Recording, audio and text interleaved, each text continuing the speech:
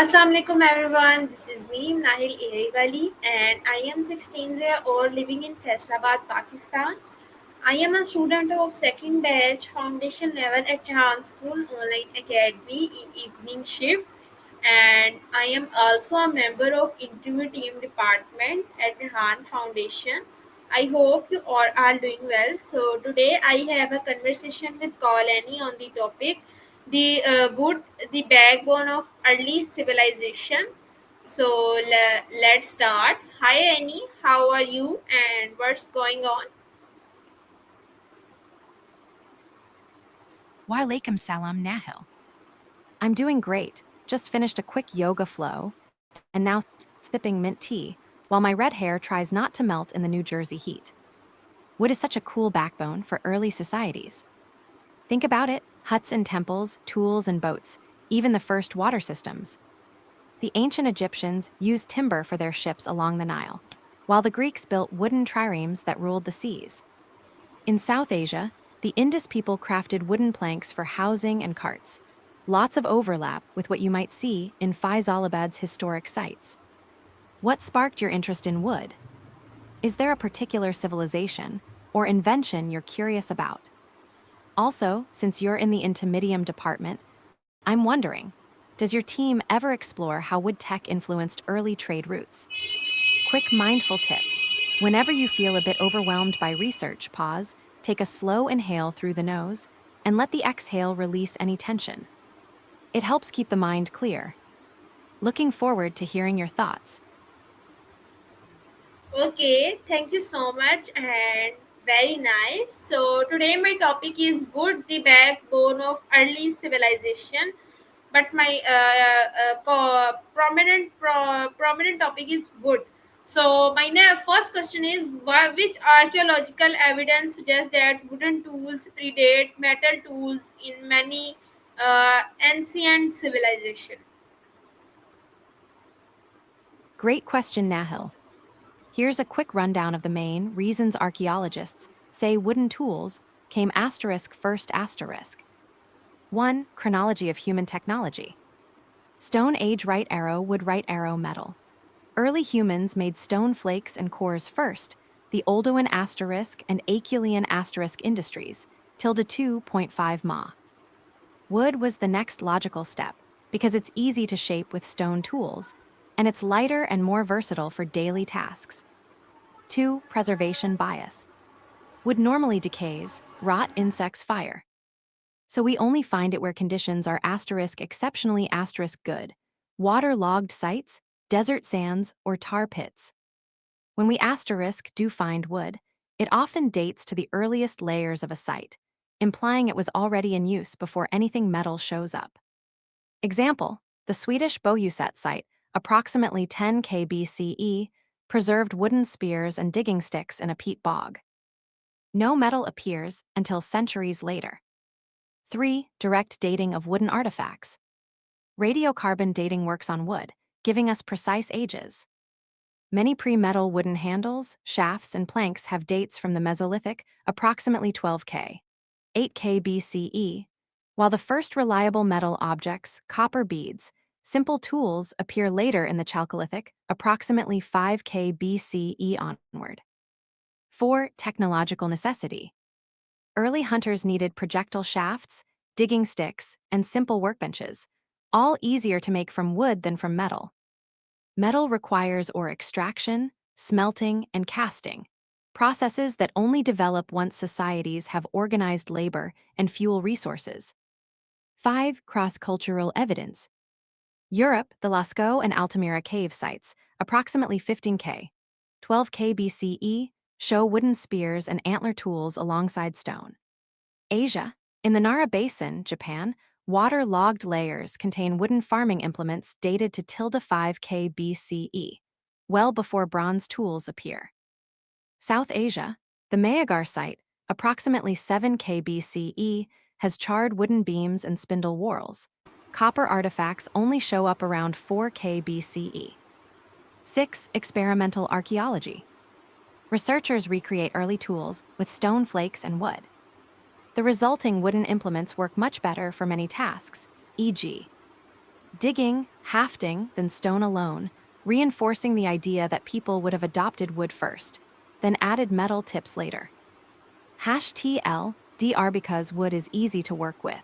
It appears early in the archaeological record whenever conditions preserve it. Radiocarbon dates of wooden objects consistently predate the earliest metal finds, and the technological steps required to make metal are far more complex. Curious follow-up. Do you have any specific sites from Pakistan or the broader Indus region you're looking at for wooden evidence? There are some fascinating finds from Harappa's flood-layered deposits where charred wooden beams have been dated to the early Bronze Age, showing a blend of wood and emerging metal tech. Mindful pause. When you're sifting through dense research papers, try this. Close your eyes, inhale for a count of 4, hold 2, exhale for 6. It can reset your focus and help you spot the key details faster. Can't wait to hear what you discover. Okay, very nice answer. But my next I'm question glad is. you got it. Here's a question you could explore for your next section. How did early societies use wood to transform their food production and storage?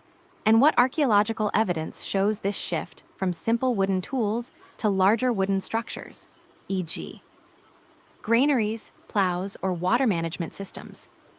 Feel free to pick a specific region, maybe the Indus Valley, Mesopotamia, or ancient Egypt, and dive into the types of wooden artifacts they left behind. When you start gathering sources, pause for a few deep breaths. Inhaling through the nose for 4 seconds, holding 2, then exhaling slowly for 6 can help keep your focus sharp. What angle are you leaning toward? Okay, my next question is, in ancient Mesopotamia, why was wood considered a luxury metal? So, answer in short but professional answer. Sure thing, here's a quick rundown on professional lancers, the cavalry troops who made a living out of wielding the lance. Era and region, who they were, what they did, why they mattered. Medieval Europe, 11th 15th C. Knights and hired cavalry, often nobles or mercenaries, charged on horseback with long, pointed lances in battle and tournaments. Their shock impact could break enemy lines. They were the elite strike force. Polish-Lithuanian Commonwealth, 16th 18th C. Winged hussars, later lancers, used long lances, approximately 5 m plus pistols. Famous at Vienna 1683, combined mobility, firepower, and a devastating charge, one of Europe's most feared units. Napoleonic Wars, 1799-1815, cuirassiers and lancer regiments, e.g. French, Austrian, Russian, charged with short lances, approximately 2 m. After the initial pistol/eclair volley added a fresh melee punch after musket fire, useful in open field battles. World War I 1914-1918, cavalry lancers, British, German, Austro-Hungarian early war. Traditional charges. Later shifted to reconnaissance, scouting, and dismounted combat, too late for classic lance tactics, but still retained ceremonial roles. Modern era, post-WWI ceremonial lancers, e.g. British Household Cavalry's lifeguards, parade, state occasions, mounted guard duties preserve tradition. The lance is now a symbol rather than a weapon. Key traits of a professional lancer. 1. Training and pay. Unlike ad hoc levies, they trained regularly and earned wages or land grants. 2. Equipment. Besides the lance, they carried a saddle, shield, or cuirass and secondary weapons, sword, pistol, saber. 3. Tactics. Charge, build momentum, strike with the tip, then break off. Formation, often in wedge or line to concentrate force. Combined arms, worked with infantry and artillery for breakthrough actions. Why lancers fell out of combat use. Firearms, rifles, machine guns, outranged and out-penetrated the lance. Trench warfare made mounted charges deadly. Mechanization, tanks, motorized infantry took over the shock role. Quick mind reset tip. If you're digging into a dense source on lancers, Pause, close your eyes, and picture a horse's hooves pounding the ground. Feel the rhythm for a few breaths, helps lock the image in memory. Anything specific you'd like to explore, say, Polish hussars or Napoleonic cavalry? Let me know. Okay, very nice and very long I'm glad you answer. liked it. So Quick question. my If you next could step into any historical era and ride alongside a professional lancer squad, which period would you choose? Medieval knights, Polish winged hussars, or Napoleonic cavalry? And what draws you to that era? Feel free to share any other topic you'd like to dive into next.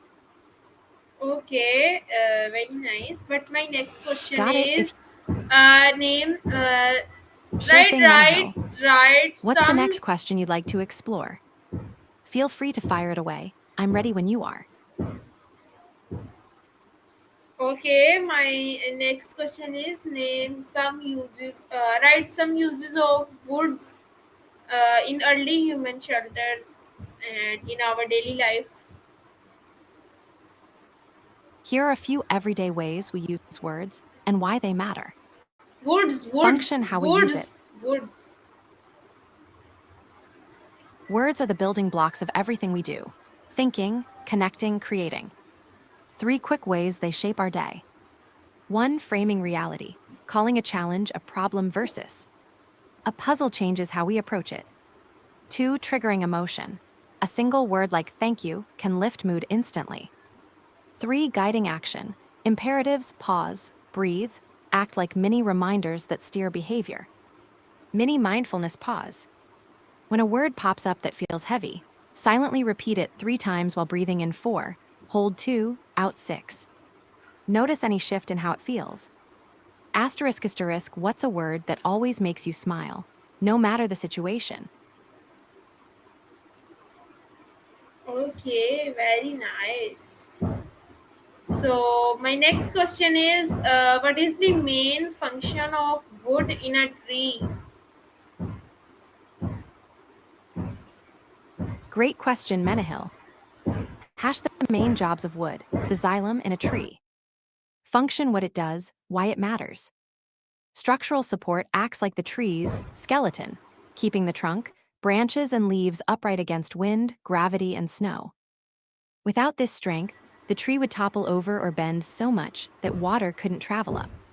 Water and mineral transport, tiny tubes called vessels, in most hardwoods, or tracheids, in softwoods, pull water from the roots up through the trunk to the leaves. This is the lifeline that lets the tree photosynthesize and stay hydrated. Nutrient storage, starches, sugars, and some minerals are stored in the wood's parenchyma cells for later use, especially during dormant seasons or after a tough year. Gives the tree energy reserves to sprout new leaves or recover from damage. Growth, secondary growth. The vascular cambium adds new layers of wood each year, making the trunk thicker. That's why you see growth rings. Allows the tree to become larger, outcompete neighbors for light, and live for decades or centuries. So, wood isn't just dead tissue. It's a living, multifunctional system that holds the tree up, moves water, stores food, and lets the tree keep getting bigger. A quick mindfulness pause. Take a slow breath in 4 seconds, hold 2, and exhale 6. While you're breathing, picture a tall coconut tree, one of your favorites, and imagine each ring of wood as a quiet reminder of all the seasons it survived. Curious follow up. Since you love coconut trees, have you ever wondered why their trunks are so fibrous and flexible compared to a typical hardwood? Let me know if you'd like to dive into that. Sparkles. Okay, very nice answer, but I have no idea from your question. So my next question is, what tool is used to cut wood and name a toy that was traditionally made of wood? Sure thing, Menahil. Hash tool commonly used to cut wood. Hand saw, a simple yet versatile saw with a toothed blade that you pull or push back and forth to slice through boards, planks, or logs. It's the classic go-to for everything from a quick trim to making a small chair. If you need something power-driven, a circular saw or a jigsaw does the job faster. but the handsaw is the original woodcutter. Hash traditional wooden toy. Wooden spinning top. A simple disc or cone with a pointed tip that you spin on a flat surface. Kids have been twirling tops for centuries, and they're still made from a single piece of wood in many cultures. A mini mindfulness pause. Take a slow breath in 4, hold 2, out 6. While you exhale, picture the smooth rhythm of a saw moving through timber. Then imagine the gentle spin of a wooden top slowing to a stop. Next up, want to hear about other classic wood-crafted toys, like dolls, blocks, or marbles, or maybe a cool woodworking tip for beginners? Let me know. Okay, no. But my next question is, what was the main purpose of wooden barrels in history? Main purpose of wooden barrels in history. Why people built them, how wood made it work. Storage and transport of liquids. Wine, beer, oil, water, vinegar, honey, and later spirits. The staves, curved planks, creating a sealed container that kept most air out while still letting the wood breathe, which protected the contents from spoilage. Aging and flavor development, especially for wine, whiskey, and beer. The wood's pores let tiny amounts of oxygen interact with the liquid, and compounds like tannins, vanillin, and lactones leach in, giving the drink its characteristic taste. Durable meat, fish, tobacco, tools, even money. The barrel's rounded shape distributes stress evenly, making it strong enough to survive long trips on ships, cars, hold the staves together, while still allowing the whole thing to be rolled like a giant wheel. Standardized volume. The barrel became a unit of measure, e.g., a beer barrel approximately 31 gal in the US. Consistent size meant merchants could easily calculate taxes, tariffs, and trade quantities across regions. Economic and social symbol, a sign of wealth and trade power. In medieval Europe, the barrel makers guild, coopers, was a respected craft. Barrels marked the prosperity of breweries, vintners, and shipping houses. In a nutshell, wooden barrels were the ancient world's refrigerator plus suitcase plus flavor infuser, all rolled into one sturdy, reusable container. Tiny mindfulness pause. Close your eyes, inhale for 4 counts, hold 2, exhale for 6. Imagine the gentle creak of a cooper shaping a new stave, the scent of fresh oak, and the feeling of a perfectly balanced barrel rolling across a dock. Your turn. Have you ever seen or used a wooden barrel in a market or festival in Pakistan? Or is there a particular traditional wooden craft from your region you're curious about?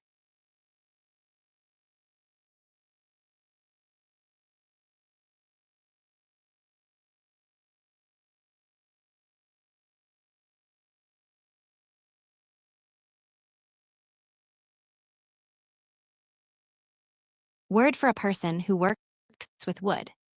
Carpenter, the classic I term for am someone who sorry. shapes, My joins, question is wrong. My next question is, what is the wood for a person who works with wood? got it, Menahil. The word for a person who works with wood is carpenter. A carpenter cuts, shapes, joins, and builds things out of timber, everything from furniture to houses. If the work is more fine detail, like cabinets or decorative pieces, you might hear cabinet maker or woodworker. A quick mindful breath. Inhale 4, hold 2, exhale 6. While you breathe out, picture a carpenter's hands smoothing a fresh plank on a plane, steady, purposeful, and a little bit magical. Next thought, is there a specific woodworking project you'd love to try someday? Maybe a simple stool, a bookshelf, or even a wooden game board? Let me know. Okay. Uh, my next question is, what is the term for drying wood to make it stronger?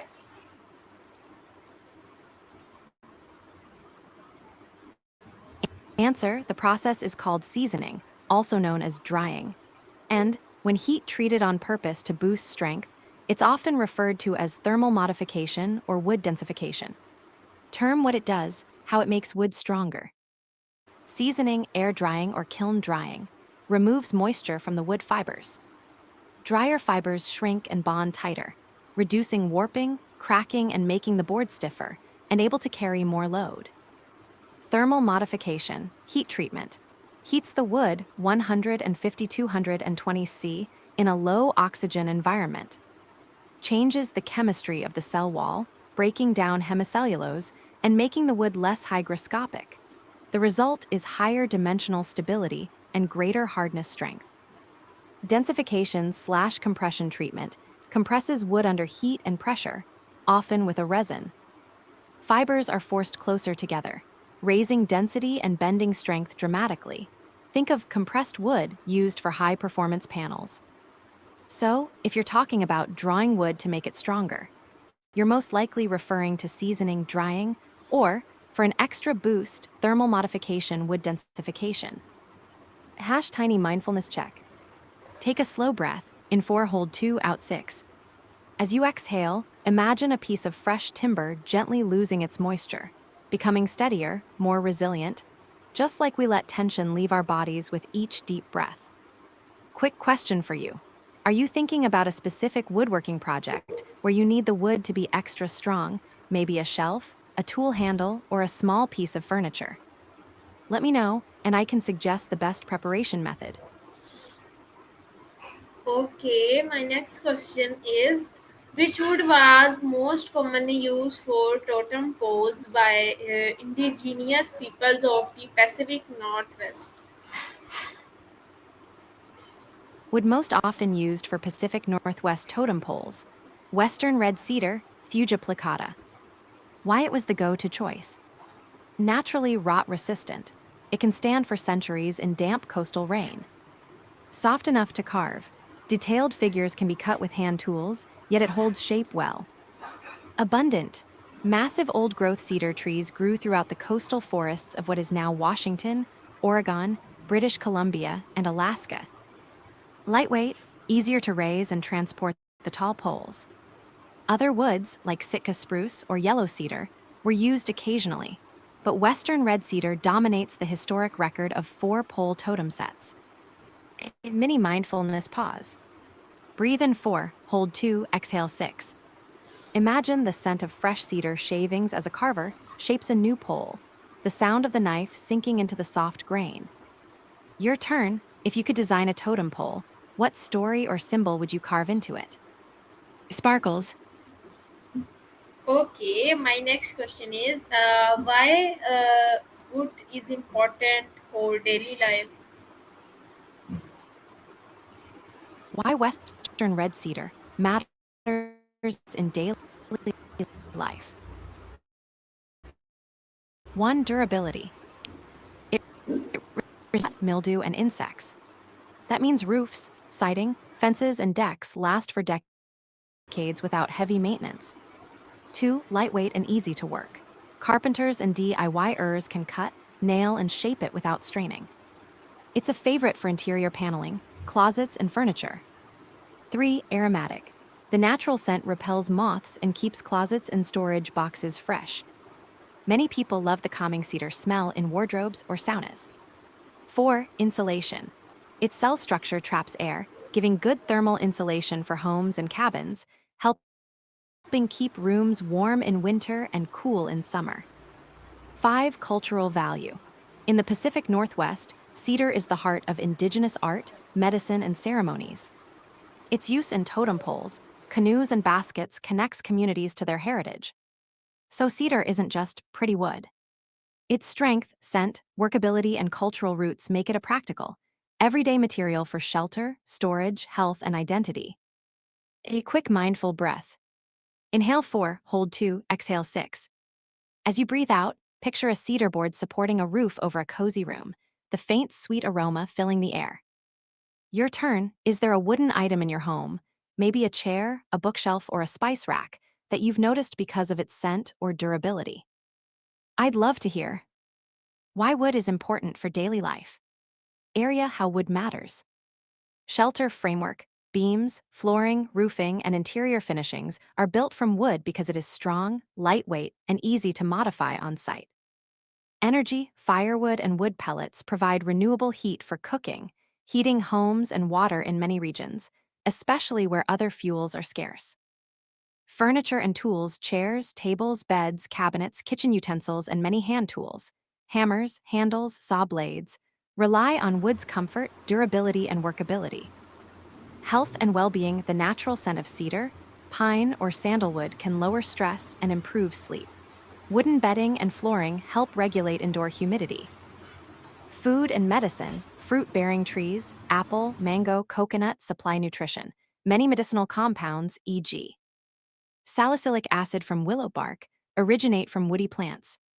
Transportation, historically, wooden ships, canoes, and carts enabled trade and travel. Today, engineered wood, plywood, laminated veneer lumber, is still used in vehicle interiors and aircraft components.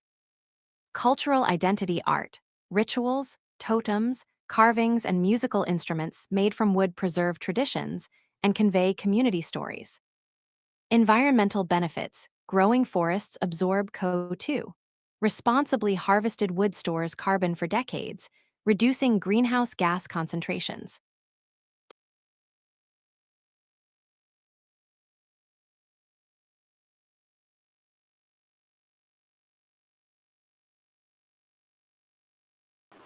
Bye, Annie. Our conversation Take time is over. So, bye.